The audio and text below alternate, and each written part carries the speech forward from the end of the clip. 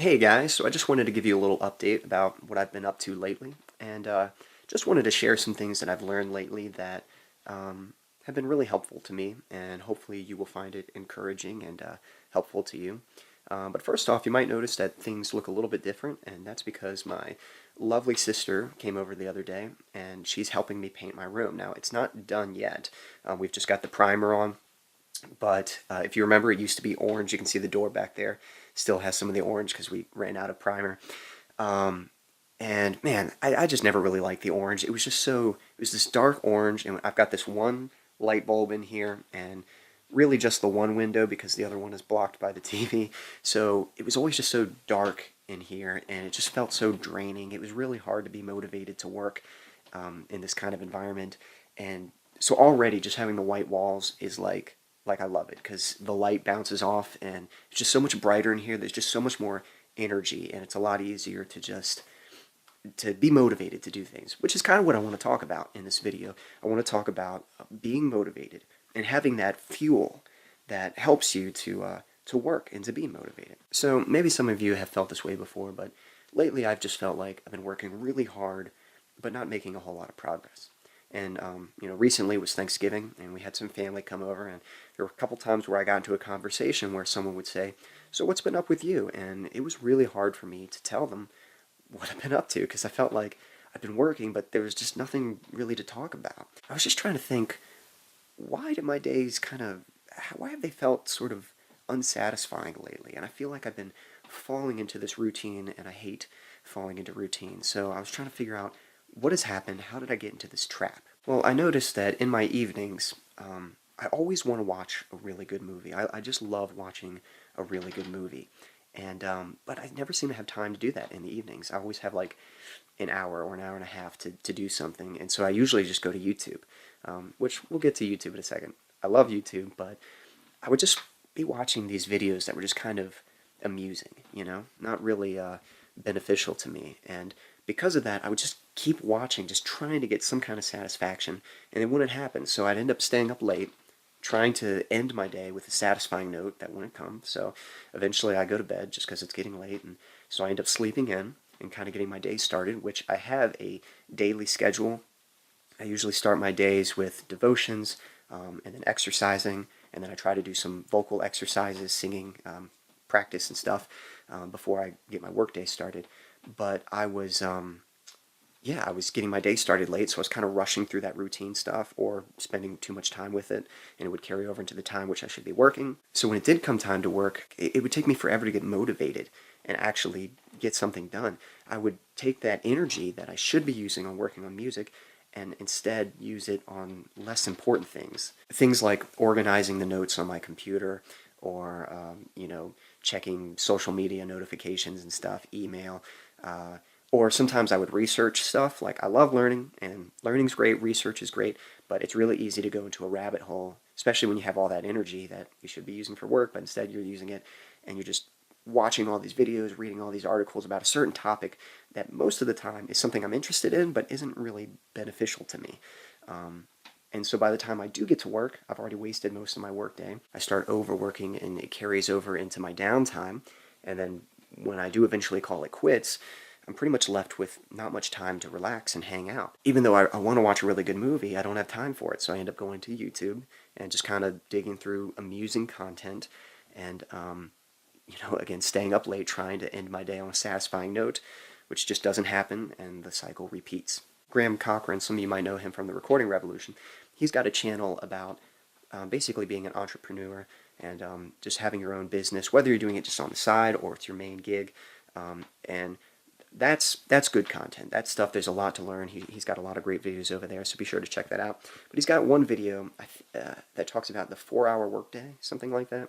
And the idea is that, we live in this time where people make it sound like it's really noble to overwork, but what actually happens is you end up burning yourself out and the quality of your work diminishes. And so what he sort of promotes is that instead of working these really long days and exhausting yourself, to have a shorter work window where you're just focused and you just crush that time.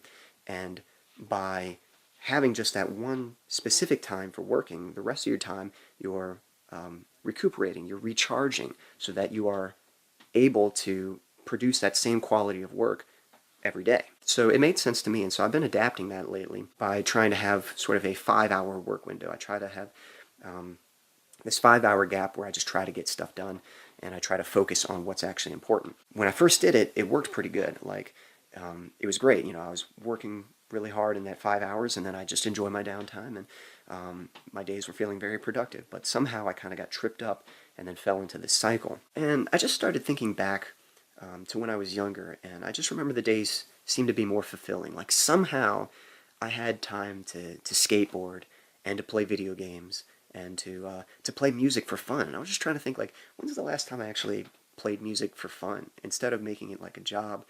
Just, experimenting and trying things, or learning a song that I really like. The danger of things like YouTube is that you think you're just watching a little 5 or 10 minute video, but what you're actually doing is watching hours of content, but just in these little bite-sized chunks. You're like, oh, I'll just watch one more video. Oh, I can do one more.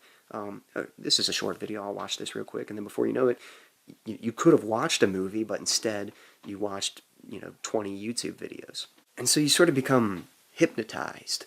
Like, you're just eating and eating and trying to get your fill, but it just never comes. It's like eating empty calories, like these snacks that are pretty good, but they're never really satisfying, and they never really give you the strength and nourishment that you need, but you just keep eating. You're just trying to get something out of it. Whereas, eating like a good meal, or in my case, watching a good movie, it just fills you up, and it just motivates you and energizes you. I've been wanting to watch Heat. I hadn't seen Heat, and it's almost like 3 hours long. I've heard it's a good movie, and but again, I didn't have the time. But yesterday, Sunday afternoon, I was like, you know what? I'm gonna watch this movie. Let me just put this on, and I watched it, and I really loved it, guys. I just really enjoyed it.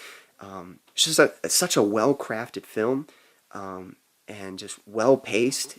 It doesn't feel that long, even though it's a lengthy movie. It's a very engaging story, just really well-acted characters, great music.